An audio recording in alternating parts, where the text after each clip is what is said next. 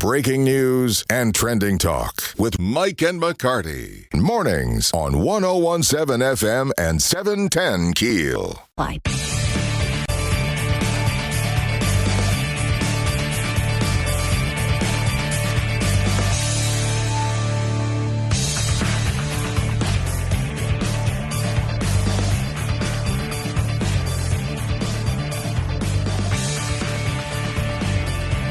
You trying to tell me something? You think I didn't catch that?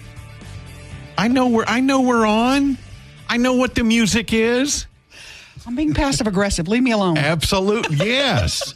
Aaron's turning the monitors up because I'm not coming in quickly enough. You were chit-chatting. I am. I'm talking to my guests. I know. Shreveport Police Chief Wayne Smith, and of course Chris Bordelon travels with him and comes in, the public information officer. Making sure he behaves himself. Right, you got to exactly. make sure Chief Smith behaves.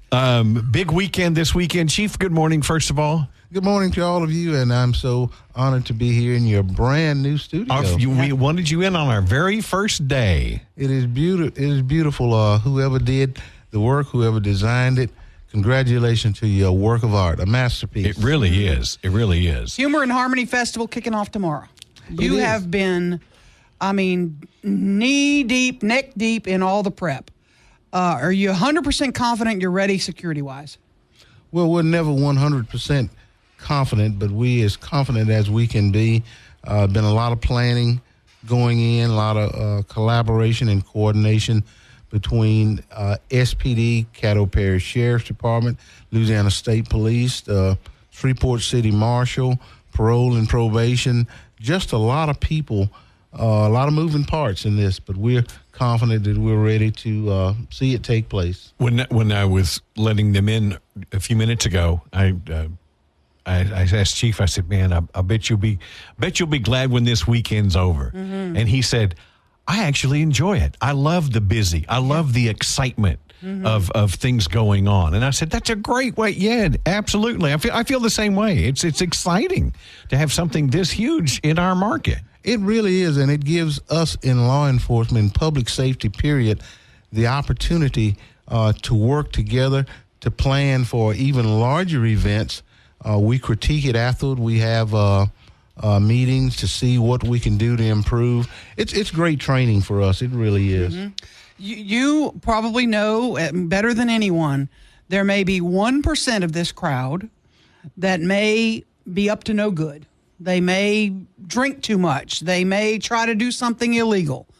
What do you say to those people that want to cause trouble, that are going to try to cause trouble or going to misbehave?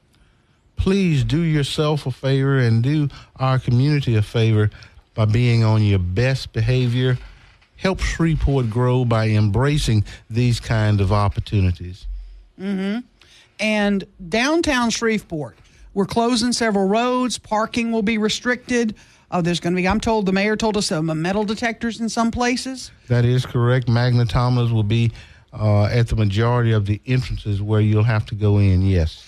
I have been down there looking at the dome, and I have seen those highfalutin cameras y'all have put up. They look like the size of VCR boxes, and they're flashing already lights. Explain what those do. We have embraced technology that is the latest and greatest in technology.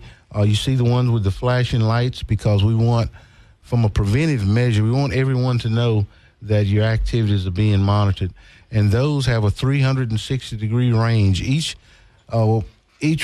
place that you see a camera, that you thinking it's one camera, but there's actually four in that little dome that's looking around. And somebody in the real-time crime center could be monitoring those and could be changing from one to another to look at whatever is going on. Absolutely. We have quite a fleet of cameras in our downtown community. And we have people that's specifically going to be exclusively monitoring the activities downtown this entire weekend. Extra people in the real-time crime center? That is correct. Okay. And do we have drones that we're using? Absolutely. We're the largest agency in North Louisiana and has the biggest fleet of drones. Beside our other partners who are going to be helping us also has drones. So there'll be plenty of eyes in the sky also. And you guys, when you do drones, they have to actually be trained on those and certified. Is there a license? You They have are to almost like a pilot's license. Licensed, certified pilots. Yeah. And in most cases, it takes 2 pilots to operate one drone. Someone got to watch it in the air and watch it monitor, and someone else got to actually work the controls. As you're sitting here, and I don't want to ask you this, I hate to even ask you, as the chief of But police, she's going to. He knows I am. As the chief of police in our city, what are you most worried about sitting here today? I worry about, as you said, the 1% that doesn't seem to be on board with making our city the greatest city that it can be. I fear for those people, and I fear for the victims of crime. Mm-hmm. I fear that we're not doing enough. We're doing all that we can, but I fear that we're not doing enough. So it's constantly my everyday 24-hour-a-day worry. What can we do better? What can we do differently to make our city the greater place than it is? But we know the hours in preparation that's gone into this. This is an event never before done in this area. Mm-hmm. So it's going to be a learning process. Even if something does happen, you've taken precautions to prepare yourself in this area as best you can. Absolutely. We've looked at it. We've mapped it out. We've walked the area. We've drove the area. We've got out and walked around. We've included other people from different perspectives. Show me what I'm missing, what your thoughts are. Mm-hmm. We've done the best job that we can. Now, Chief, who's footing the bill for this? You have officers that are on duty, some that are off duty, I guess, that are being called in. That is correct. Is 50 Cent paying for all these hours? Is extra hours? So the city is not going to be footing the bill for the overtime? Well, I'm sure in some of the whole mix of things that some of it the city will probably incur, but the majority of it is being paid by 50 Cent and that crew. And see, I'm so impressed with that. Mm-hmm. Because he has come into this area, purchasing property, investing his money in Millennium Studios. There are other entities that have come in and go, we're going to do this, but you got to put up X number of millions of dollars to front it. And Curtis Jackson didn't do that. He's putting his money where his mouth is. And I respect that. He's got great people that's working for him, representing him here. They are intimately involved in all the discussions, all the planning, and understand that such an event, and especially of this magnitude, there's a considerable amount of expense that goes along with it. And evidently he has given them the green light to make this vision happen. Can you stay with us? Yes. Cool. Shreveport Police Chief Wayne Smith in studio, Mike and McCarty, and we'll be back right after the break. 101.7 FM, 710keel.com. To the show with Mike and McCarty on 101.7 FM and 710 Keel.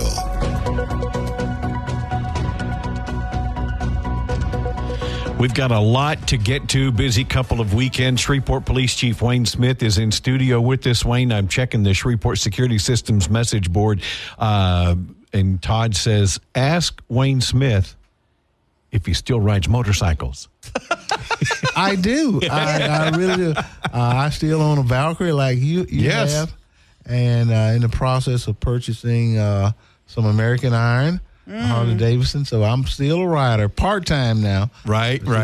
Same here. We haven't asked you yet, Chief, for the Humor and Harmony Festival, which is kicking off tomorrow. How many officers are going to be involved in this? I mean, how many have you said, half our staff's going to be involved in policing this and being assigned at downtown or at the mall or at the municipal? It's all hands on deck, I would guess. It is how we normally do. If it's your day off, if you're normally off, well, guess what? That's the change. But we do our very best, and we have no plans of eliminating any of the regular services. The citizens will see no less services. It should be relatively the same amount of officers patrolling our streets. Not slower response time in other areas? If I have a problem in my neighborhood, will the response time maybe be a little slower? Not necessarily so, because the same amount of resources is going to still be there. So there should be no difference. We kind of talked a little bit during the break, Chief. We know that there will be a shuttle coming to and from Mossy Vincent. That is correct. And when the revelers are taken back to their cars at night, right, they will have been partying. Sure. And how will we make sure that the streets will still be safe from DWIs? There'll be officers stationed at that parking lot, obviously, to make sure that your cars are safe. And if they recognize someone who may appear to you not be ready to drive, they'll be stopped. They'll be confronted. We'll have the same amount of officers out on the street that'll be monitoring the traffic and looking for people who may be driving intoxicated. You will not get a break if you're driving the street because you've been to Human in Harmony. If you break the law, then the law will apply to you. Chief Smith, another thing that people are concerned about is, like I just said, it's hot. You guys, you're wearing a bulletproof vest. You've got a hot shirt on. Y'all have got typically long pants. What are we doing with regard to the heat and protecting our officers? Because many of these jobs are going to be outside, right? Oh, absolutely. I've ordered a pallet of water to keep our people hydrated. We have several ATVs where supervisors will be in the mix of it all, moving around, and there'll be coolers of cold water for all our personnel on site. And there are cooling stations for the public as well, right? Absolutely. If they're going to be out in this heat, because this is going to be, that could be another problem we're not even talking about a lot, that the heat-related illnesses could spike this weekend. Well, this is seasonable temperatures, and down in the downtown area where there's so many buildings, there's not much of a crosswind. Things are a lot of concrete that heats up. Lots of concrete. Absolutely. Chief, let me switch gears for just a moment because tomorrow is first day of school. Yes. School zones will be open. Blue Line Solutions cameras are going to be going. Absolutely. Flights are going to be flashing. Are you guys making you still have a motors unit, right? Yes, sir, we do. We do, yes. I don't see them as much. Remember in the old days, radar is going to be at the Spring Street and be careful. Yeah, I had a buddy at Monkhouse every day. And they don't seem to be as visible, and I understand you've got your hands full, especially being short. But you're going to be monitoring these school zones. Absolutely. Those officers are still around. Back in the days that you're talking about, an officer was assigned a motorcycle, and that was it. Rain, shine, sleet, or snow, whatever the weather was, that's what you rode. Now the officers are assigned both a motorcycle and a car. And depending on the weather conditions, they judge what's tolerable and not allowed. But we will be out in force. I encourage everyone to drive safe, be aware of our little ones, pay attention as you drive, look way down the road, 10, 15 seconds for school zone signs, for flashing lights.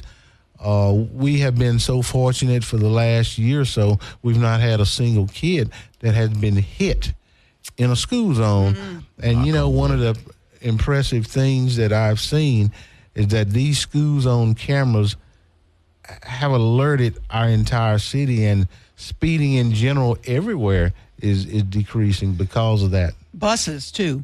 When those buses put those signs out, it's not an indication that you can go fast and get around them. It's not a suggestion. Right. It's like you need to stop.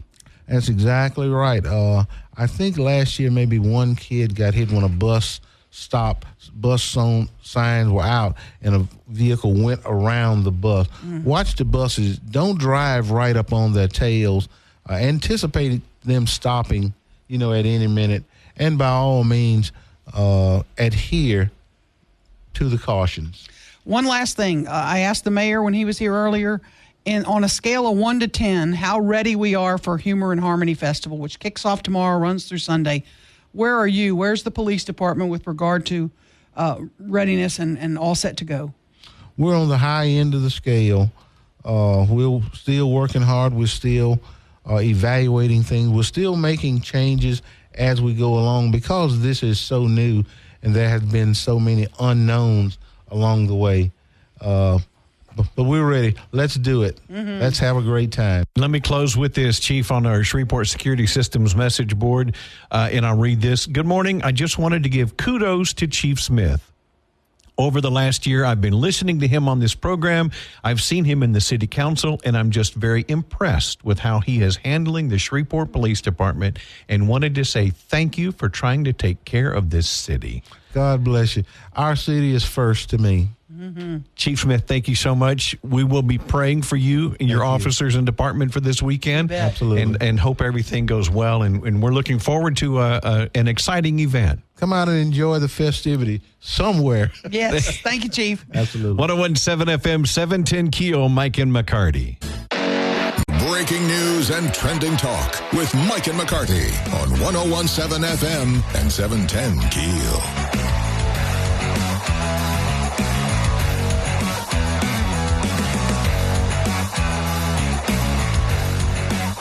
I'm still getting used to where everything is. I know.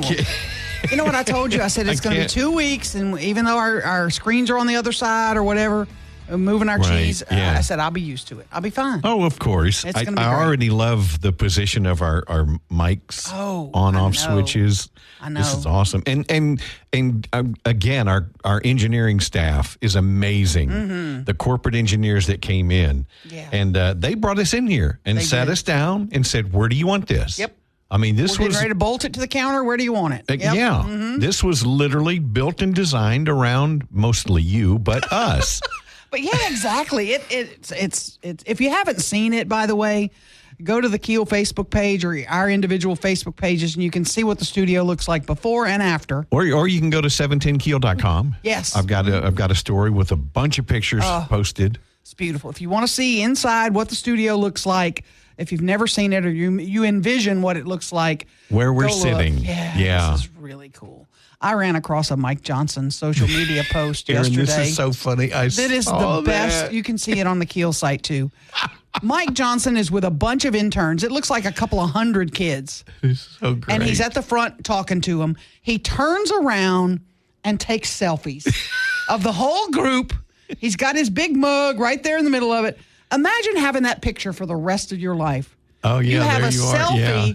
of the Speaker of the freaking House, and you're in it. One guy's doing the peace sign. One guy's got his mouth wide open like, ah. I mean, it's hilarious. Go check it out. Mike's amazing. I hope I can still always call him Mike. It's just cool. Lieutenant Governor Billy Nungesser joining us coming up. A lot of exciting things happening in Louisiana. Here's some of that next, right after the break. 101.7 FM, 710keel.com. Back with McCarty on 101.7 FM and 710 KEEL.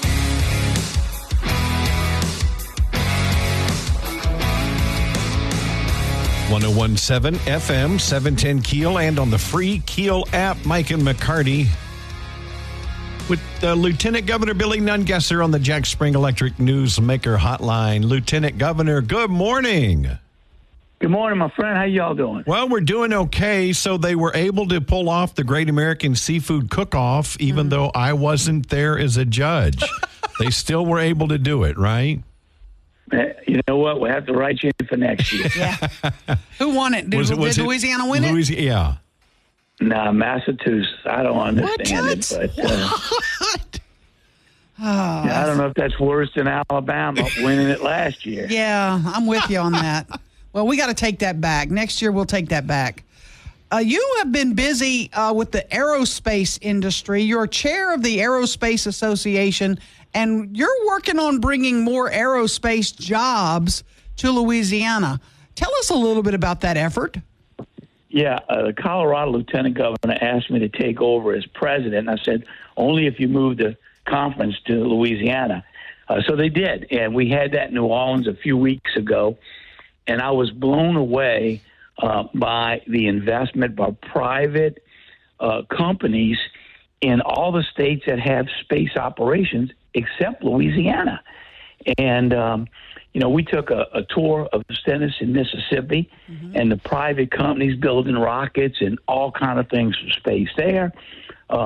If you look at Austin, Texas, Alabama, and what I learned through this conference is they all have incredible training Votech College, and even in high school for jobs that are available. I thought you had to be a rocket scientist to work at NASA. But I tell you, there's things going on that are going to happen quickly for space that are just I couldn't even think of. For one, in our lifetime, there will be space tourism. So we've got to build a spaceport in Louisiana. And if you want to go to Europe, instead of getting on a plane for 12 hours, you will go to space and go anywhere in the world in 2 hours. And the thing that really blew me away, in the future, if you need a new heart, they will take your tissue, go to space, make you a heart, come back and put it in you. And this technology is already there. What does going into space do to help make a new heart? They will take your tissue and make organs in space. It's your body doesn't reject it. Where you've got to find today, you've got to find an applicable donor where your body won't reject transplant parts. Unreal. In the future, they will take them to space. But when you look at a place like Alabama, they've got 400 private space companies doing business there. So we've got I'm going to get with the LED people under the governor and the space guy that sets up the spaceports. Will come back and meet with them and really start up in our game and training people and luring some of this great jobs in the space industry that's going to continue to explode for the next generation. That's incredible. Now, we have a monstrosity of an event kicking off tomorrow. The Humor and Harmony Festival. Curtis 50 Cent Jackson is bringing it to town 4 days. We're expecting some 30,000 people. He's kind of footing the bill for the whole thing. This is kind of unprecedented. Usually, government has to chip in a ton of money. This could be a big deal for Louisiana if this is an annual event. Absolutely. You know, I tell people all the time, we got incredible people that do these kind of things just to help their community, to bring tourists, to bring business to an area, and that is a great example. Absolutely. It's something that's needed in the summertime when hotels and shops sometimes struggle because it's a little slow. So it's a great time of year, and it's a great event that will bring a lot of money and people to the area. Now, we have GeeksCon that we actually put on next weekend, which is a big Comic Con, one of the biggest in the state. Those things are hugely popular, and you've got a big one in New Orleans. I think ours is the second biggest in the state. Folks are coming from all over for that kind of thing too, right? Yeah, you know, we're doing more and more events, getting creative, working with the local tourism folks to come up with things around the state that are really helping those communities, the businesses, restaurants, through the slow time, because it's becoming more and more difficult to make it through those slow months if there's not some kind of influx of cash and business in those communities. You're seeing these white linen nights pop up in small towns where they used to just be the big cities. Covington, Louisiana has one. You know, they've got them in every small area in these main streets, bring business to the downtowns, get people out spending money in all areas of the state. We're talking with Lieutenant Governor Billy Nungesser. I see where you're about to head to Canada, eh? What's going on in Canada? We know we have a connection there with the French Louisiana, French Canadian. So what are you doing in Canada? Yeah, every 5 years they have the Congrès where all these people that were kicked out of Canada came to Louisiana, and families are all over the world. Gives them a chance to get back together. And I went 5 years ago, and I was blown away at the amount of people from Louisiana and from all over the world. The Boudreaux, all of these families get to meet people they haven't seen or met that are their family members as they scattered all over when they left Canada. And it's just a great event. And on the last day, everybody marches down the hill to this great concert. Louisiana has a booth there where we promote those families to come back and visit their relatives here in Louisiana. So it's a great event we take part in every 5 years. And Canada is our number one. Of course, they're right there across the border, number one international market. and we get a lot of visitors from Canada. So it's a great opportunity for us to get people excited about coming back to Louisiana. A lot of people don't understand the connection between Louisiana, specifically South Louisiana, and Canada. Absolutely. I tell you, we get people that actually take Winnebago's and drive, RVs and drive to Louisiana, and they can only stay out of Canada so many days without losing their citizenship or their tax rights or whatever. So they make a trip around America. We've had a lot of them come to Louisiana, and they got to watch the days that they can be out of town because they don't want to spend them. They don't want to spend all their leisure money out of Canada. So it's kind of neat that they come down here, they time their stay so they can get back before they lose that tax advantage or whatever it is that they do in Canada. Made some upgrades to some state parks for special needs families and youngsters. Explain the parks where you made improvements, and do you have others on your list to take care of too? Yeah, we should be finished the end of August, September. The first one at Fontainebleau. We will see if there's any kinks to be worked out, things to add, and then we're going to put these at all the state parks. Our goal, we've got those track wheelchairs where you can get out of a wheelchair, go into the woods now at no cost to you or your family. You reserve that chair. We have those at 11 of the parks. We'll continue to add them as the need is there. But our goal is to not only make our parks acceptable but inviting for the special needs community. Through our private-public partnership, we're looking at building additional cabins at parks, and a percentage of those will have to be, all of them will be handicap accessible, but 2 out of the 10 will have a special needs bed. When they're on the water, they'll have a pier that folds down for fishing from a wheelchair. So we've taken things from the families, adults that have special needs, and said, what else can we do to make these parks more inviting for your family? And we want to really take a lead for the country in making our parks really inviting for all the special needs community. Lieutenant Governor Billy Nungesser, thank you for your time this morning. We look forward to speaking with you again soon. Y'all have a great weekend. Thank you. You Thanks, too. Billy. Thank you. Mike and McCarty, 1017 FM, 710keel.com. Get back to the show with Mike and McCarty on 1017 FM and 710 KEEL.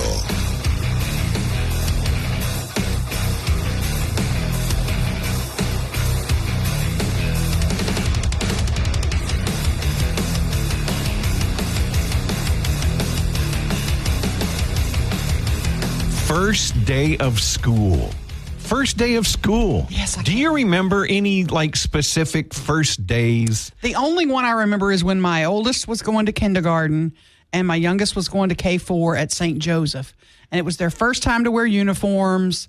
It was their first really big boy day of school. It wasn't pre-K stuff.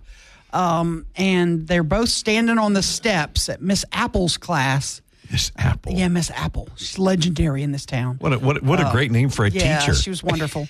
And Miss Apple. Folks will know her. And they had their arms around each other, and they're looking at me kind of, are you really leaving us here?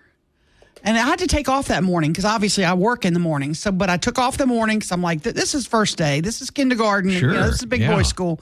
And they're both looking at me like, are you really leaving us here? No crying or anything like that. And I'm kind of looking at them. Y'all have a great day. I'll pick y'all up after school. I'll just never forget those two little guys looking at me from those steps. It was, amazing. I don't remember specific first days. I remember a lot of days driving the kids to school, I never got to do that. Their daddy was good at that. I'll be honest. He was really good at making sure they were ready and getting them off. And it was so funny, Aaron, because even when the kids were little, I'd let them turn on the radio, and if a rap song came on, sheer panic came on their face, and they'd be jumping to the radio knowing. Yeah, that's Dad doesn't funny. like this. Caution, though, by the way, those photos you're going to take today, those first day pics of kids at school. That's a good point. Watch out for those. Where you put them. Don't post pictures of your kids in front of the name of this. I mean, unfortunately, predators are watching for this stuff. You bet. Absolutely. Oh, so at 7:20, this kid's going to be here, every morning. Right. Or at the bus stop. Mm-hmm. Unless you're like my kid who's 6'6" and 280 pounds. If he lets you, post a picture of his first day at school today, I want to see that. Lauren is trying to make it there on time to catch him out the door so she can get a first day. It's the first day of his senior year. This is his last. Oh wow! He is not going to let her take a picture. Why not? I highly doubt it, but she's really going to try. She's going to try. If anybody can convince him, it's her for sure. Oh, she's going to have to sneak it. Yeah, definitely. But all the best to all the teachers and the administrators and, of course, the students and everybody. Day one, it's exciting.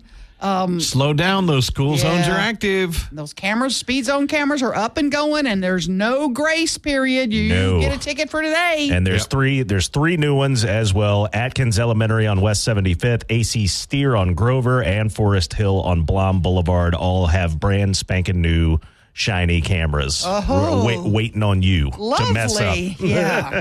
There has been a West Nile virus case here in Shreveport, and it's not good. Yeah. We're going to have Dr. John Van Cherry, if that's how to pronounce his name, the professor of pediatrics at LSU Medical Center, join us right after the local news. 101.7 FM, 710 KEEL, Mike and McCarty.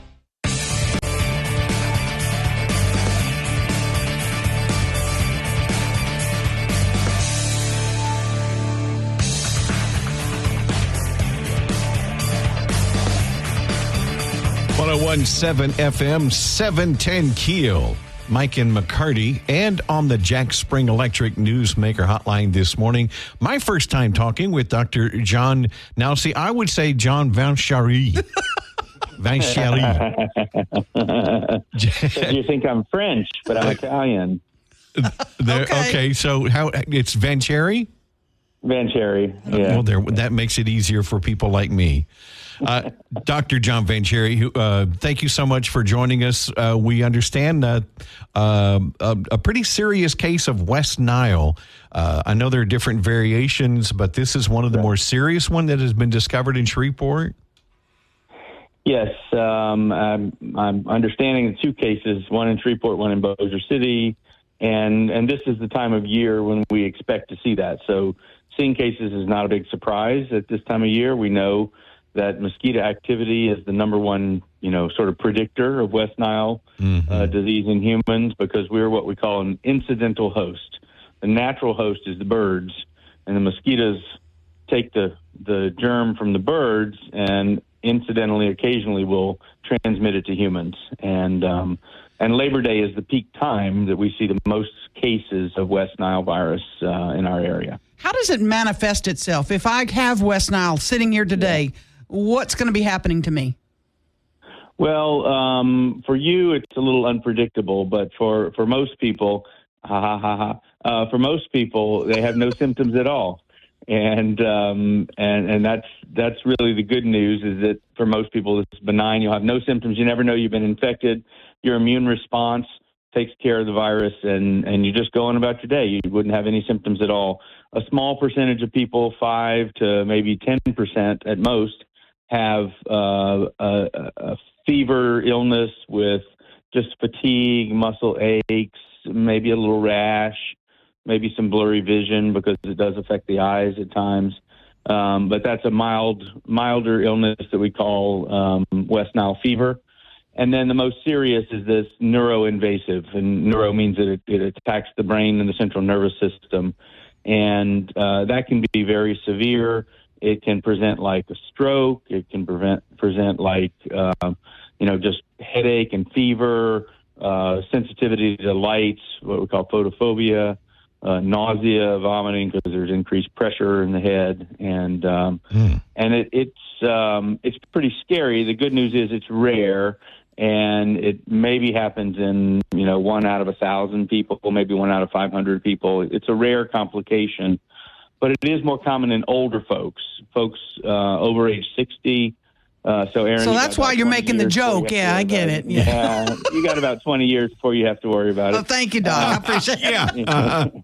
So that's over 80 then, as you're saying. Hey, Hey, we're the same age. And then, yeah. Dr. Vancheri, when do you recommend others people who are more sensitive would be kidney and liver disease? Yeah. Okay. Go ahead. I'm just going to ask, when do you recommend that people, if they think they may be infected, seek medical treatment?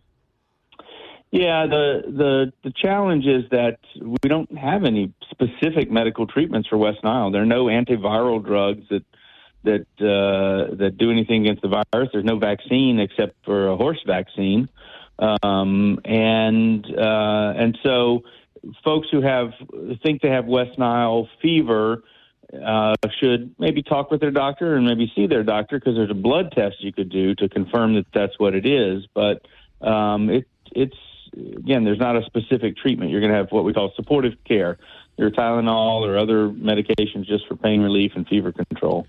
there could be a lot of people that have West Nile virus, not the neuroinvasive, and they're out among us. We just never will know about those cases, right? Oh, absolutely. That is absolutely true. Yes. I mean, if I took blood samples from 100 people in Louisiana, 95 of them have likely had West Nile infection at some time in the past. We can look at their immune memory, Wow. And this virus has been in the United States since 1999. So, 25 years now, and it's here to stay. We use the word endemic. It's here every year, and the mosquitoes are really the issue. Yeah, when are we going to change COVID to endemic? It is. Yeah. It is now endemic. Yeah. Okay, one stupid question, and I love to ask these. You hear all these things about, if your blood type, blah, blah, blah, the mosquitoes like to bite you more. If you're sweet, my daddy used to tell me I was so sweet, that's why mosquitoes bit me. Is there any rhyme or reason to why mosquitoes bite some people more than others? Well, I think for some people, maybe like me and you, we have such thick skin that mosquitoes never can bite us. So I don't know the answer to that either. Are you saying I'm thin-skinned because they love me? Yeah. Well, that could be it. It could be the sweetness. But I think that there's a lot of research in this area of mosquitoes and how they're, how they do things and why they do things. I don't think they really know why they do things, but the mosquitoes don't know it, but they just do. But they're not attracted to a certain blood type. Not that I'm aware of. Okay. And there are some factors like, the amount of carbon dioxide in the air and stuff that may be a factor. They are attracted to some scents and smells. That they say darker clothing. Yeah. Darker clothing. I think they're attracted to brighter clothing, but because they're attracted to brighter lights and things too. So I don't think there's a whole lot of rhyme or reason that you can, predict. Well, if I wear a red shirt today, I'm going to be protected against mosquitoes. I don't think that's going to help you much. So, but if you get rid of standing water around your home, like in flower pots and old tires and things around your junkyard and stuff where water accumulates, that really is the major thing. You want to control mosquitoes because mosquitoes they're not travelers very much. They stay within 100 feet, maybe 100 yards of where they're born. So they're not going down, 4 or 5 houses down to find other people. They stay near where they're born.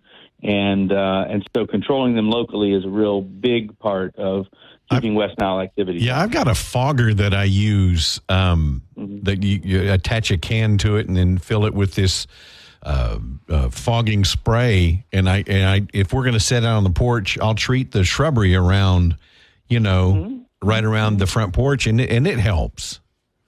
Well, that fogger explains a lot, I guess, about you. Wow. Well, you're new here. You got to have some love. Yeah, not his first rodeo. Yeah. I don't breathe a lot. I don't breathe a lot of that in. Good, very good. That's a good policy there. Yeah, Dr. John Vancheri with LSU Med Center. Can you hold with us because we want to talk to you after the break about we've got heat warnings in effect right now in Shreveport, Bossier, and how to protect yourself against the heat. Absolutely, will do. Thank you so much. 101.7 FM, 710 KEEL, Mike and McCarty. Now more breaking news and trending talk with Mike and McCarty on 101.7 FM and 710 KEEL. By the way, you can catch Dr. John Bancherry at the Funny Bone Friday night at 7. Love you, Doc. You guys. Look, we are dealing with some heat issues. There are heat warnings in effect right now. We know we have, unfortunately, had 4 confirmed deaths due to heat. What is your recommendation for folks that feel they might be at some risk? Well, this is one of those things where everybody's so darn hot. Hold on, I'm trying to open this stuff. Oh, your phone's got a bug in it. Yeah, okay. Can you hear me now? That's Yes, better, sir. yeah. All right, good. So, everybody's at risk of some because it is so darn hot. And this is the typical time of the year where we see heat-related injuries as the dog days of summer, right? And so, staying indoors is a big deal. Staying cool is a big deal. And importantly, stay hydrated. What happens, especially with older folks who say, well, I don't want to drink anything because then I'll have to go to the bathroom. Well, they end up getting more dehydrated than they know, and then they are more susceptible to being sick from respiratory viruses or urinary tract infections or other things. And so we really want folks to stay hydrated, stay in a cool environment. Even just getting in the shade reduces your temperature exposure by 8 to 10 degrees. And makes a huge difference for your body. Doc, Caddo Parish is second to Jefferson Parish so far this year for heat-related hospital visits, which leads me to ask you, what are some of the early signs if I'm suffering from something that does warrant going to the hospital? What do I need to be on the lookout for? Yeah, so it's kind of complicated, but as you get more dehydrated, you'll go from sweating to not sweating. And if you're outside and you're sweating is good. It's how your body helps cool itself. But if you notice that you're not making sweat, that's a real good indicator that you're dehydrated. And also your heart rate will be faster because as your body hydration goes down, your heart has to pump more to get the blood around. And so those are the things that, you want to get into a cool environment, drink cool water, get in your swimming pool if it's not 98 degrees, and if it's cooler than that may be helpful.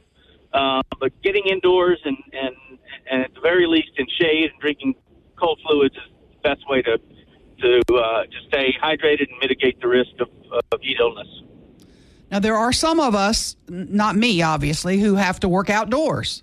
Oh, that's part of their gig. Right. And I know I know the companies that employ them do give them breaks during the middle of the day, but sometimes it's hot. It was 90 degrees last night at 9 o'clock. Mm-hmm.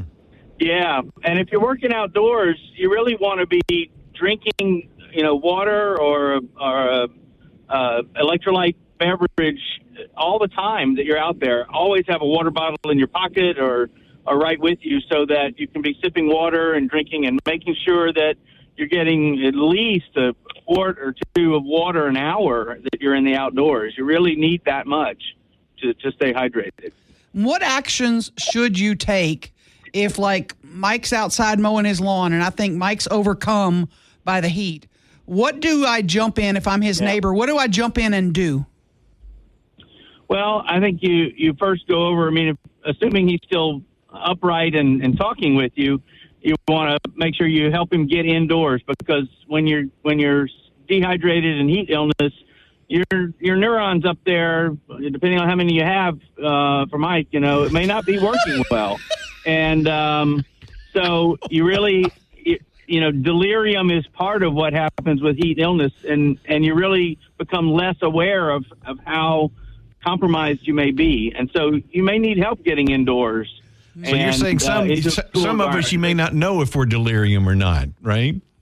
Well, some of us. It's right. It just maybe you're normal, and it's hard to tell, Mike. Right, that way. But we learn about you. That's why we keep track of you. Well, she says that though, but I do mow late in the afternoon, and of course it's hot. But I do take frequent breaks, and I go, and get and hydrate and sit on the porch under the fan for just a few minutes.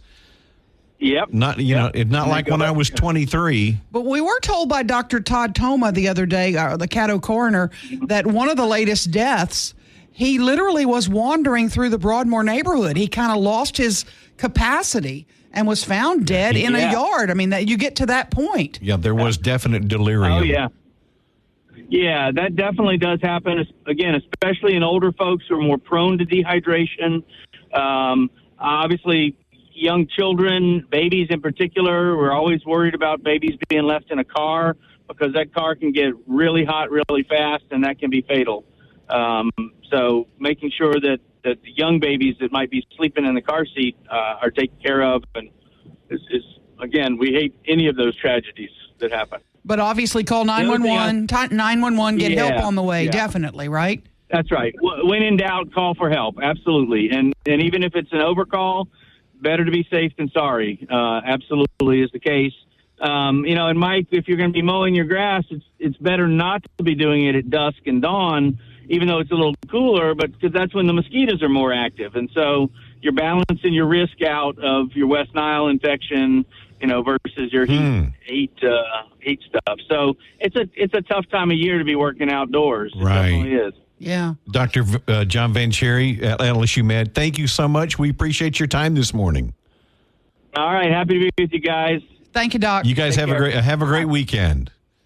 All right. You too. Bye-bye. Coming up, Dr. Christine, I just promoted her, didn't I? Christine Tharp with Caddo Parish School Board going to be talking back to school on this first day of school, and they're going back to the 10-point grading scale.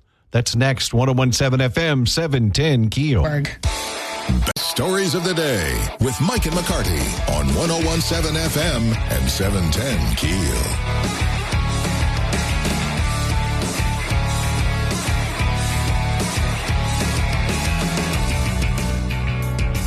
I just want to give a friendly PSA reminder today, first day of school. Mm-hmm. Look, those school zones, Aaron, I live in a school zone. Yep. And sometimes in the afternoons, I'm home. Rarely, but I am there sometime when the kids are getting out. It's nuts. I have watched people going the speed zone, the speed limit, and some yahoo passing them because they're impatient. Oh gosh! And blaring down the street at 60 miles. It's unbelievable. It's frustrating. It really is. We had Chief Smith and Chris Bordelon in yesterday, and I almost wanted to go, look, this is where you guys need to be monitoring because I don't even think there are flashing lights at that school zone. Ah, okay. There's no overhead signage. Right. There's no flashing lights. So I don't know how much people are paying attention. Right. Especially if you're on your damn phone. Oh, absolutely. And drinking a beer. Yeah. Yeah. So I'm joking. But please pay attention. Watch out for the kids. Coming up just after the break, Caddo Parish School Board member Christine Tharp going to join us talking about back to school and the new grading scale.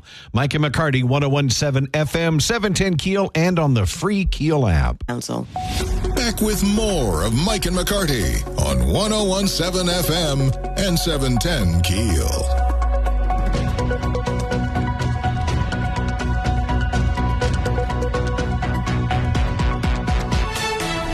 On the Jack Spring Electric Newsmaker Hotline, Caddo Parish School Board member and former KTBS3 employee. Should I have said that, Christine Tharp? Of course. I'm proud of that. Christine and I go a long way back. Yes. Today, of course, go ahead. And it's Dr. Tharp, Mike. Yeah, thank you. Congratulations. Yeah, congratulations. Christine, it is first day of school. Everybody's excited, especially parents. Happy first day of school. Happy first day of school, and watch those speed zones. You bet. Absolutely. But one of the things that it's been a little bit confusing, depending on who you talk to, is the new cell phone policy. So if a student is in a classroom and pulls out their cell phone and starts texting or looking up an answer to a test, what exactly are the repercussions? Do the SRO officers immediately pull out their weapons and take care of the issue? Or no? Oh my goodness, no. Okay. No. Okay. So the students are allowed to bring cell phones, but they must be turned off and put away. And so then if they happen to use that phone and the teacher catches them, then they are to willfully submit their phone. Now, if they don't willfully submit it, that's, I think, when the repercussions start. They lose their phone. Their parent has to come claim it at the end of the, whenever. Their parent has to come up to the school, though, to get that phone. Well, clear that up. The teacher's going to physically take it, or is the teacher going to send them to the office for them to turn it over? Well, I think the first time I would think that the teacher would ask them to turn it off and put it away. Okay. And now if they don't, then they need to willfully, submit that phone. I don't understand that directive. I know, but this is, the new policy. We're going to have some trial and error with it, I'm sure. But that's the state law. No cell phones. It sounds like, Christine Tharp, it sounds like to me y'all are preparing for kids to say, I ain't giving you my phone. Well, that's always a possibility. Mm-hmm. I hope not. And then you go to the office, and then the principal will take it. Right. We're going to be wasting a lot of time. I was just about to say. Policing cell phones, I'm worried about. But this has been a policy before. Oh, I know. My own child's cell phone was taken for 3 days. So mine for a week. Karen's raising her hand, too. Yeah, this has been a policy before. We got lax, but now we're implementing it again. So we've got to get back to focusing on the classroom and learning. Absolutely. And the cell phone needs to become, not a distraction. So, and I think after a couple of weeks, the kids are all going to know now we're enforcing it, put them away, and I think this issue goes away. I hope. Yes, that's my hope, too. I'm with you. The grading scale. Is a new state law, I believe, that now makes the grading scale go back to a 10-point scale. Yes. That's for all schools? Yes. Right. Why did we ever get away from a 10-point scale? I know. And then I remember when, advanced classes had a different scale than general classes and that kind of thing. So this makes it across the board. And I must give credit to Steve Umling. He's the one that worked hard on this, and Keith Burton together. So the 10-point scale makes sense. Everybody's familiar with it. There's no confusion. I never knew what the advanced classes scaling was. Oh.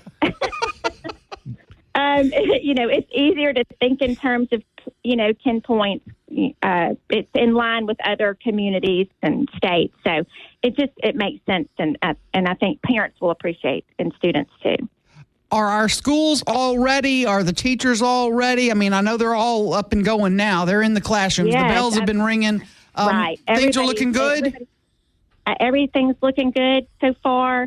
I know that the administration is out in the schools today. They're going to be, kind of in some of the schools working today. So I think everybody's fresh from the summer, ready to go. The teachers are happy. They just got a big, stipend. So they should be, everybody should be very happy this morning. I know there's been a lot of activity. I live right next to a school, and all week, the parking lot has been semi-full. Teachers, getting things ready and getting ready for today. Yes. It's always, the start of school is always exciting. It seems to me, Christine Tharp with Caddo Parish School Board, that we're starting earlier and earlier and earlier. This is August 8th, for crying out loud. Explain why. Well, to be honest, I think it has to do with testing. The testing that's schedule. What we've heard and suspected. Yes. So that is why. But, and people say it's so hot. But, I mean, really, even if we started in September, it's still going to be hot. At least our buses are air-conditioned now. our schools are air conditioned. And so it is hot, but I mean, we do have air conditioning. So thank goodness for that. Why do we have a fall break? Why do we have some of these other breaks that we have? Can you explain that? A week off for Mardi Gras. Eliminate some of those breaks and just make the summer longer. Or I say we're moving closer and closer to year-round school. Yeah, it does seem that way, and that's certainly something we can look at. I think the teachers and students appreciate breaks, within the year. I think it makes the year kind of more tolerable. So anyway, that's just, things,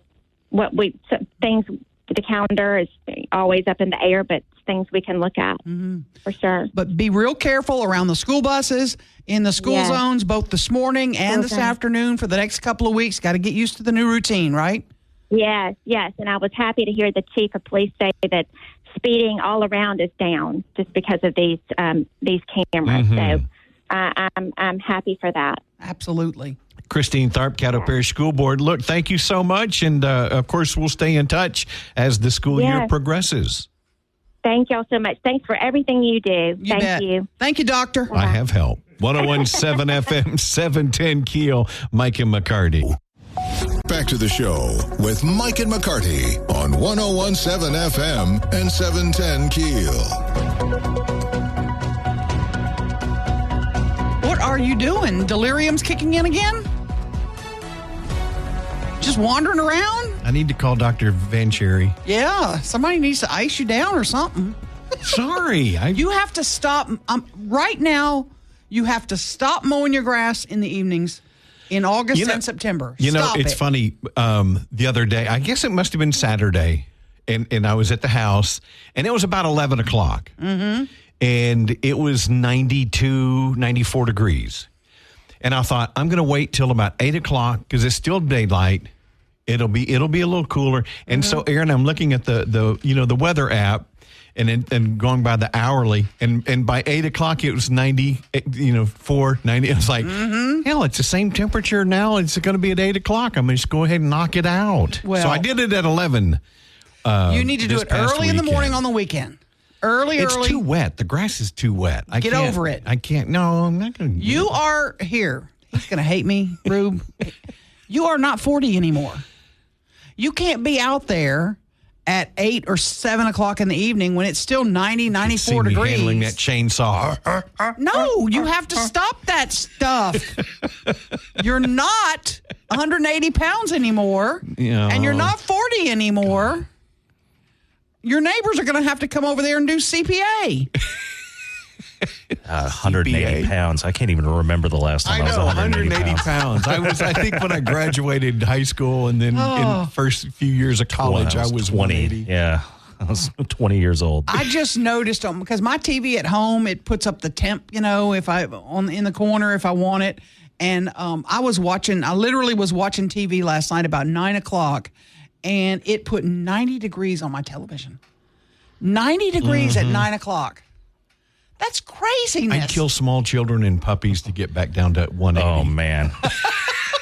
Well, I remember getting to 180 and being like, oh, God, no. I'm 180. I'm almost 200 pounds. No. Y'all are obsessed with this weight thing, but you got to stop this outdoor stuff. Yeah. You got to stop all this outdoor stuff. Just be careful with it. Yeah. Just be careful with it. And I do. I really do. I stop, not frequently, but a few times. Because you can feel like, okay, my mouth's a little dry. Yeah. And go. And I don't drink beer, period. I just never really acquired a taste for it. But I'm wondering, and I meant to ask Dr. Van Cherry, I do drink a lot of iced tea. And is that it being a diuretic, is that actually benefiting me at all? Or should it be water? He mentioned the hydroelectric drinks. You can drink the Gatorades and stuff, right, Rue? Yeah. I don't think any caffeinated drink is going to be good. Is somebody smoking in this room? Do you smell that? Something's on fire. I'm going to have to go check that out. Yeah. Can we go check that out? I know. We're actually going to have Michael Corbin talking with us at 8:10 about the Downtown Development Authority. Have they narrowed the list of candidates? What's the latest? I'm going to go wander the hallways again, see if I can find the source of this fire. Yeah, please do. 101.7 FM, 710 KEEL.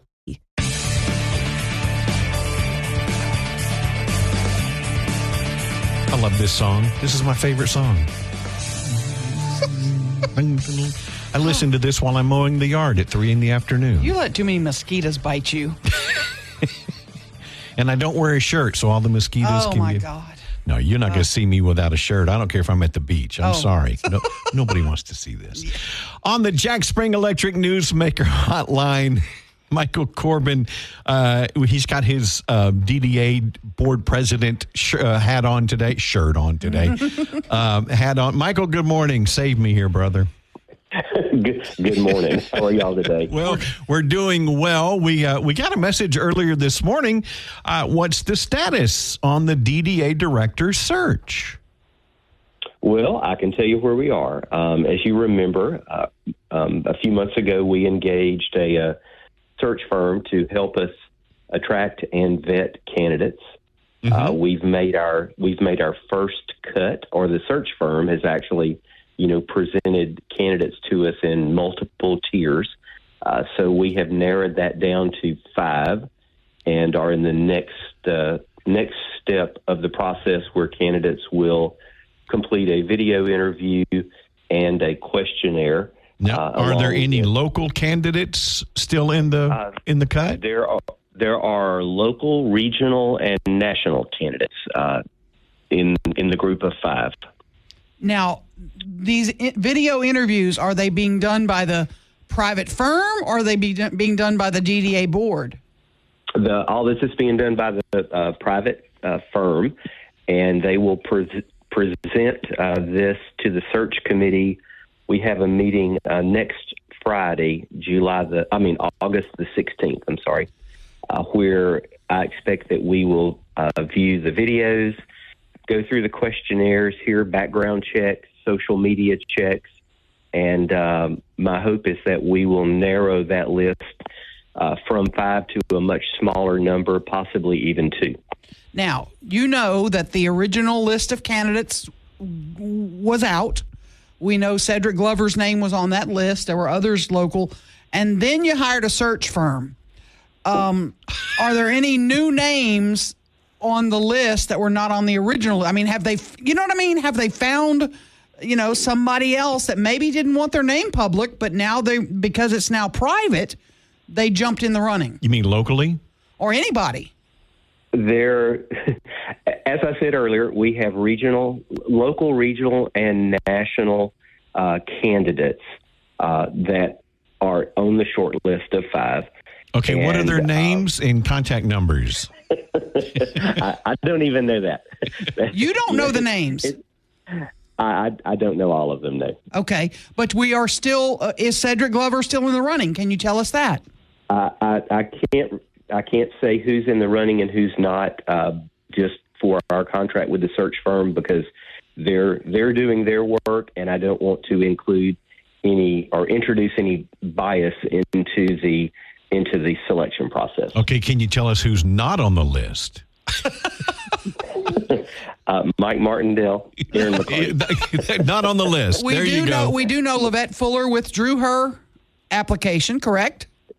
She did. She was one of the locals. Now, will these video interviews, at what point do they become public? Once the board gets them, I guess, then it's public information? At the point that the DDA board receives information from the search firm, then that I guess could be considered public. I do not believe that it would serve any purpose for video interviews or questionnaires to be made public until we have chosen a candidate.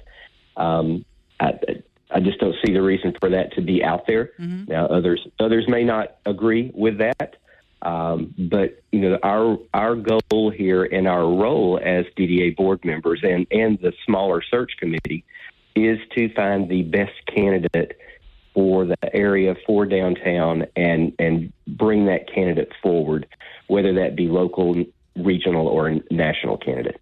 Qualities that Michael Corbin, your one vote, qualities that Michael Corbin wants to see in our next DDA director.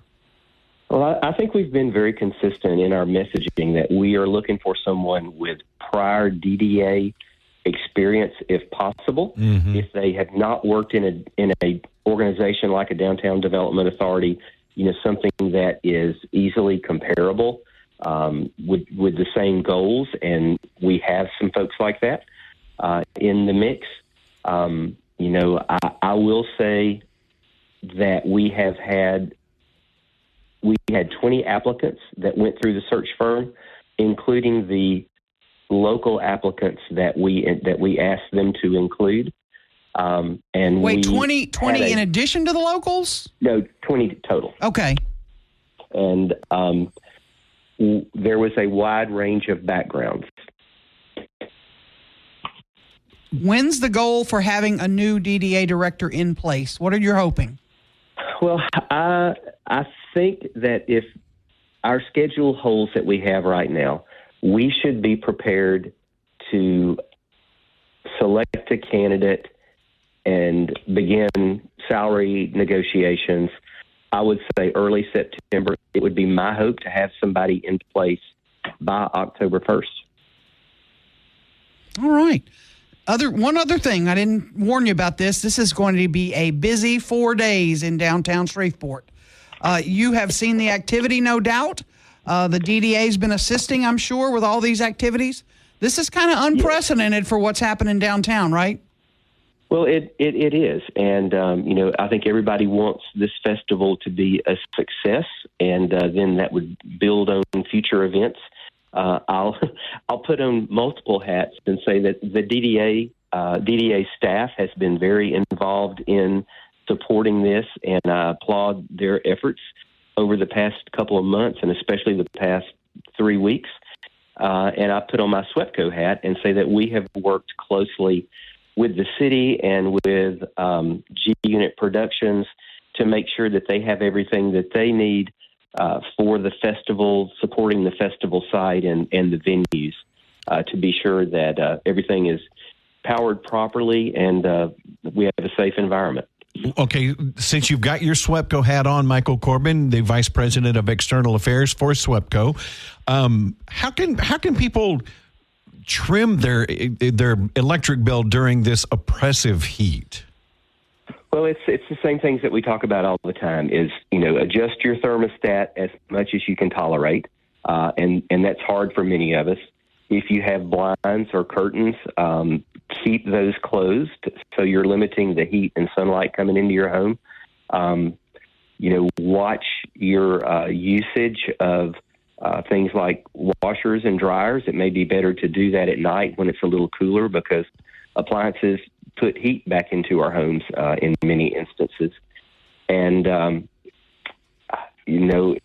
if you're going out to make a new purchase, then look for energy efficient appliances and heating and cooling systems. And you can always go to our website, swepco.com, click on the savings button, and there are many tips there that will help you save money on your bill. Okay, one more thing before we let you go, because my father used to do something, and you can tell me today, may he rest in peace. I loved him dearly. He used to do something that I thought was crazy. You can tell me if my father was crazy or if it was okay. No pressure here, Michael. He used to, every now and then in the hot summer, he would go outside and he would hose the roof of the house to cool the roof down. One of my neighbors does this. Is that crazy, or does that legitimately help? That sounds like a good idea. Well, I'm thinking about the genetic pool here and what's been passed down. Hey! But, they're coming at me from all sides. Wow. You're getting it too now. So he's crazy? But no, it could help a little bit, but in doing that, then you're increasing your water usage and your water bill. So it probably really doesn't offset. No, I'm flushing the brown water, so the water looks good. Yeah, there you go. There you go. He just called my deceased father crazy. No, he didn't. He said you were crazy. Michael Corbin, thank you, sir. Appreciate it.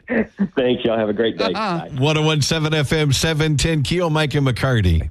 Now, Now more breaking news and trending talk with Mike and McCarty on 101.7 FM and 710 KEEL.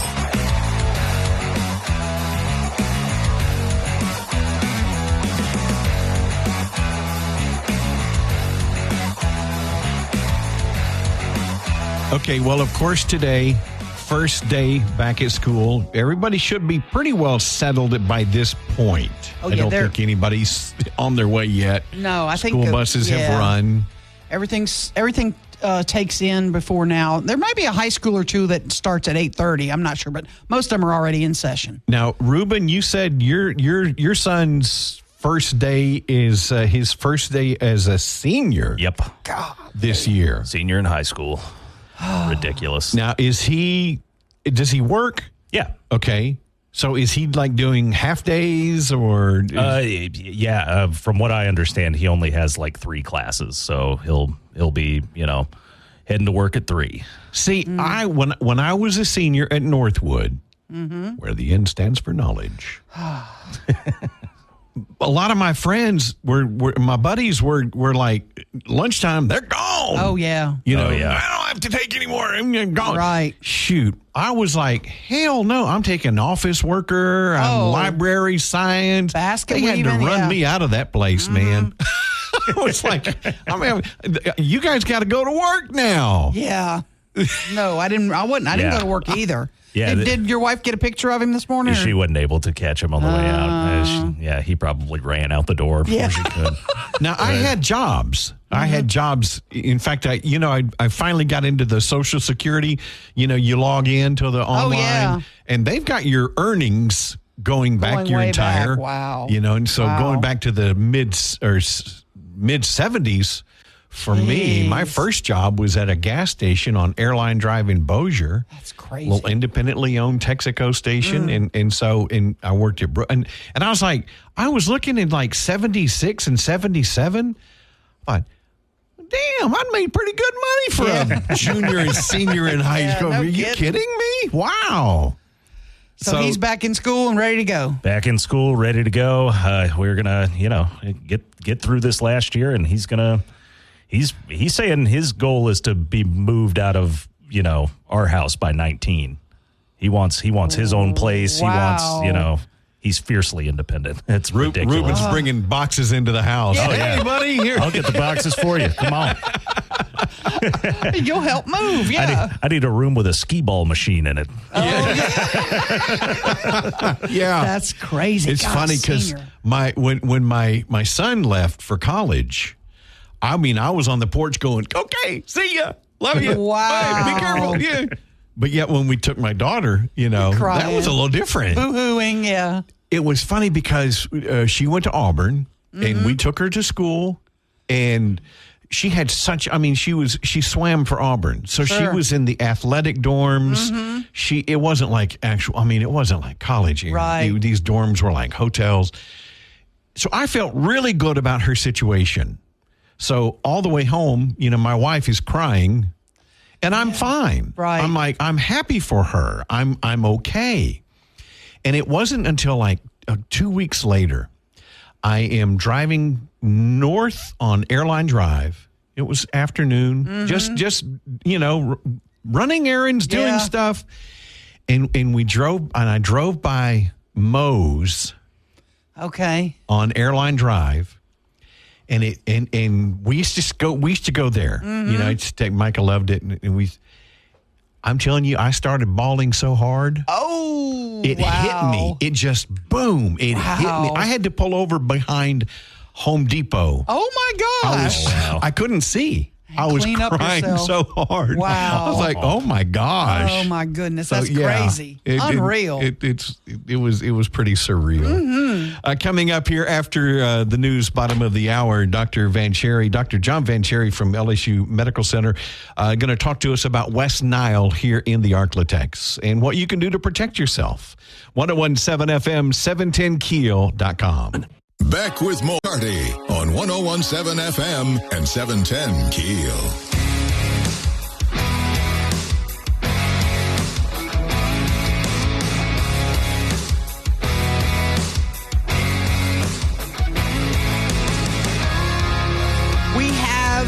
the nasty cases of West Nile virus in our community. We're going to talk with Dr. John Vancheri about that and how you can prevent it. That's coming up next right here on KEEL.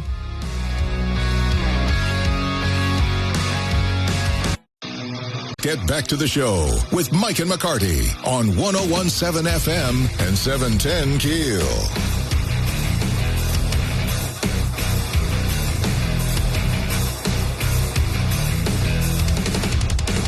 I love this song. This is my favorite song. I listen to this while I'm mowing the yard at 3 in the afternoon. You let too many mosquitoes bite you. And I don't wear a shirt, so all the mosquitoes Oh, can my get... God. No, you're not going to see me without a shirt. I don't care if I'm at the beach. I'm sorry. Nobody wants to see this. Yeah. On the Jack Spring Electric Newsmaker hotline, Michael Corbin, he's got his DDA board president shirt on today. Hat 101.7 FM, 710 KEEL. Mike and McCarty, and on the Jack Spring Electric Newsmaker hotline this morning. My first time talking with Dr. John. Now, see, I would say John Vancheri. You think I'm French, but I'm Italian. Okay, so how it's Vancheri? Vancheri, yeah. Well, that makes it easier for people like me. Dr. John Vancheri, thank you so much for joining us. We understand a pretty serious case of West Nile. I know there are different variations, but this is one of the more serious one that has been discovered in Shreveport. Yes, I'm understanding the two cases, one in Shreveport, one in Bossier City, and this is the time of year when we expect to see that. So seeing cases is not a big surprise at this time of year. We know that mosquito activity is the number one, sort of predictor of West Nile disease in humans, because we're what we call an incidental host. The natural host is the birds, and the mosquitoes take the germ from the birds and incidentally, occasionally, will transmit it to humans. And Labor Day is the peak time that we see the most cases of West Nile virus in our area. How does it manifest itself? If I have West Nile sitting here today, what's going to be happening to me? Well, for you, it's a little unpredictable, but for most people, for most people, they have no symptoms at all. And that's really the good news, is that for most people, it's benign. You'll have no symptoms. You never know you've been infected. Your immune response takes care of the virus, and you just go on about your day. You wouldn't have any symptoms at all. A small percentage of people, 5 to maybe 10% at most, have a fever illness with just fatigue, muscle aches, maybe a little rash, maybe some blurry vision because it does affect the eyes at times. But that's a milder illness that we call West Nile fever. And then the most serious is this neuroinvasive, and neuro means that it attacks the brain and the central nervous system. And that can be very severe. It can present like a stroke. It can present like, just headache and fever, sensitivity to lights, what we call photophobia, nausea, vomiting because there's increased pressure in the head. And it's pretty scary. The good news is it's rare. And it maybe happens in, 1 out of 1,000 people, maybe 1 out of 500 people. It's a rare complication, but it is more common in older folks over age 60. So that's why you're making the joke. Yeah, I get it. Yeah, you got about 20 years before you have to worry about it. Oh, thank you, Doc. I appreciate it. So that's over 80 then, as you're saying. Hey, we're the same age. And then, yeah. Dr. Vancheri, when do you recommend people who are more sensitive would be kidney and liver disease? Yeah. Okay. I'm just going to ask, when do you recommend that people, if they think they may be infected, seek medical treatment?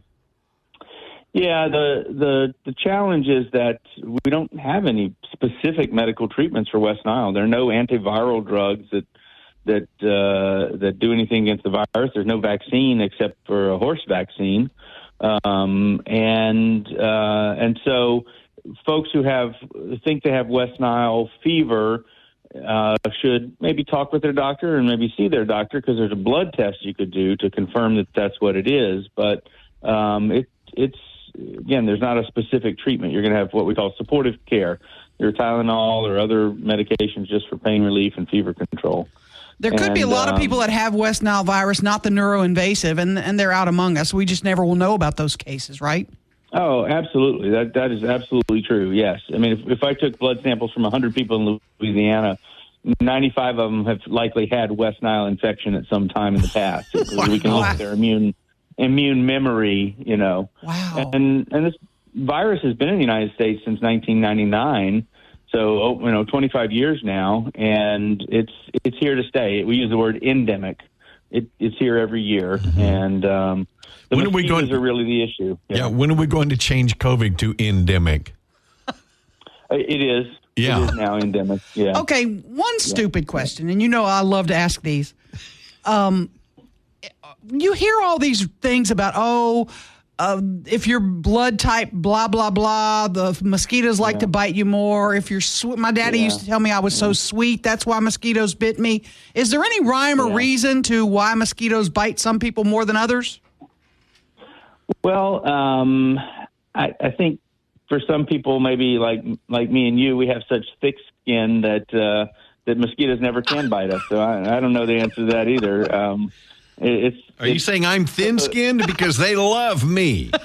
Yeah. Well, that could be it. It could be the sweetness. But I think that there's a lot of research in this area of mosquitoes and how they're, how they do things and why they do things. I don't think they really know why they do things, but the mosquitoes don't know it, but they just do. But they're not attracted to a certain blood type.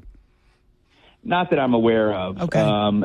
And there are some factors like, the amount of carbon dioxide in the air and stuff that may be a factor. They are attracted to some scents and smells. That they say darker clothing. Darker clothing. I think they're attracted to brighter clothing, but because they're attracted to brighter lights and things too. So I don't think there's a whole lot of rhyme or reason that you can, predict. Well, if I wear a red shirt today, I'm going to be protected against mosquitoes. I don't think that's going to help you much.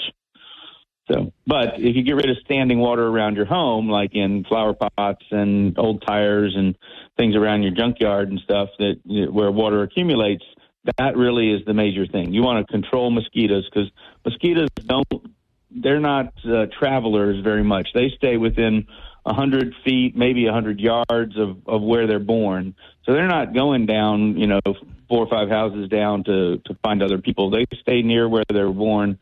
And so controlling them locally is a real big part of keeping West Nile activity. Yeah, I've got a fogger that I use that you attach a can to it and then fill it with this fogging spray. And I if we're going to set out on the porch, I'll treat the shrubbery around, right around the front porch, and it helps.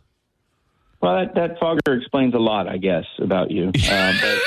Wow. Well, you're new here. You got to have some love. Yeah, not his first rodeo. Yeah. I don't breathe a lot. I don't breathe a lot of that in. Good, very good. That's a good policy there. Yeah. Mike and McCarty.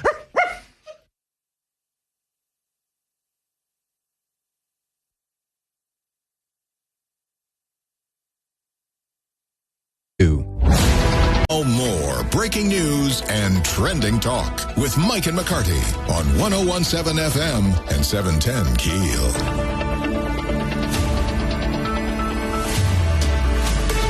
I just have to keep telling myself, fall is right around the corner. Fall is right around the corner. Yeah, exactly. Fall is right around the corner. Oh, boy. My favorite time of the year, not only the cooler temps, which are awesome, but just everything about fall. Of course, football kicks back off, pun intended. Go Tigers! Go Tigers. The Red River Revel. Yes. The State Fair of Louisiana. Oh. I'm sorry. I still love the State Fair. You bet. Sorry. Absolutely. I still love the State. No, I'm not sorry. Huge memories. Sorry, not sorry. Great memories. Yes. One year, my son came back into town, when he was living in Hawaii. And he and I rode our bikes out to the fair one night and had, Aaron, the absolute best time just people watching. Yeah. Yeah. We still talk about that. It was awesome. We had a great time, like a Saturday night at the fair. Oh, boy. I remember my grandmother packing all 6 of the grandkids into the car, into her Lincoln Continental, and taking us out to the fair. Oh, my. The Texas State Fair is about to kick off. That's a huge state fair. And we've been there. You know, my daughter lives in Dallas, so we've gone to the State Fair of Texas. The state fair food in Texas is a whole nother level. Oh my gosh, Aaron! I came across they had the State Fair food finalists that they've announced. You wouldn't believe what they are doing, especially some of the. Let me read you. First of all, they've got bacon. Cotton candy covered bacon. Okay, I'm down with that. Cotton candy covered bacon on a stick. Good with that. Really good with that. Amazing. Oh, no kidding. A strawberry Pop-Tart beignet combination. Ooh. Oh, man. And it's I am. Waffles. I'm recently allergic to strawberries, so this is depressing. Oh, no. But let me tell you about this Texas Sugar Rush pickle. Okay. Oh, gosh. Okay. Texas Sugar Rush, this is an understatement, pickle. Pickle slices coated in 3 cereals. My 3 favorite cereals, Lucky Charms, Fruit Loops, and Captain Crunch. Okay. Then they layer it in cotton candy sugar crystals and powdered sugar. Then they drizzle strawberry sundae syrup on that. What is going on? And then they, to cut the sweetness, as Dolly Parton said in Steel Magnolias, they put a scoop of vanilla ice cream on it. Oh, my gosh. Wow. Can you see your glucose levels? Wow. Skyrocketing. Was the line for that booth all pregnant women? No kidding. Yeah. The one I got to try, it's the fried burnt end bombs. These are burnt ends Beef wrapped with shredded potatoes, brisket, bacon, and cheese, and then deep fried?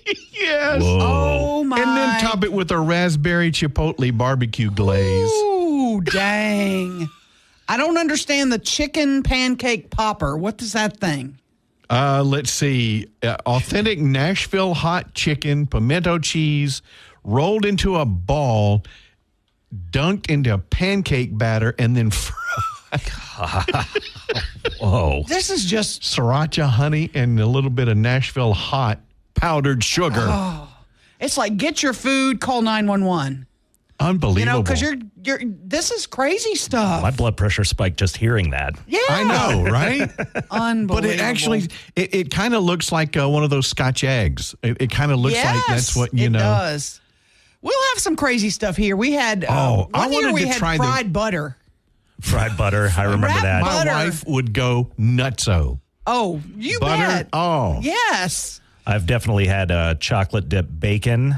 That sounds at good. Louisiana State Fair. I've had the donut burger, the donut bacon burger. Yes. Those giant elephant ears. I can. Oh, the elephant. Oh. Love Do them. they still do those? I see them every year. Yeah. Okay, because I remember when they still had the grandstand. You may not remember the grandstand. They had food vendors under, the Oh, those elephant ears. Well, Ruben would try anything. I Yeah, mean, that's true. anytime anybody brings anything crazy in here, okay, well he's then down. let me ask you this: Go. Pickled pizza?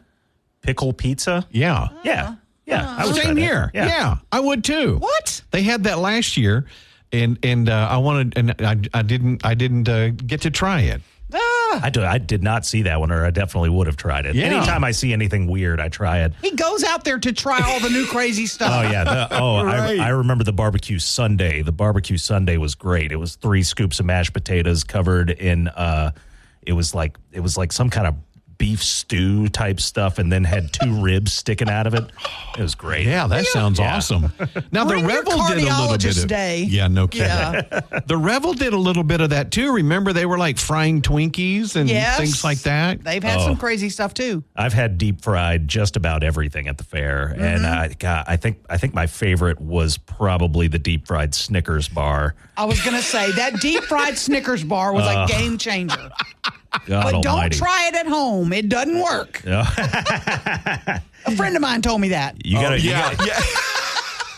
you gotta freeze the Snickers before you do it. That's the trick. Yeah. Oh, Yeah, okay. yeah. You dip it in a batter or something, though? Pancake batter, same as the whatever the hell you were just talking about. Yeah. Right. Unbelievable. Yeah, the Unbelievable. State Fair of Texas. Well, you got to try some of these, and that's just a few. You can see the whole list of those food finalist winners on 710keel.com. Make it a great Thursday. It's Friday Eve. Yay! Mike and McCarty, 101.7 FM, 710 Keel.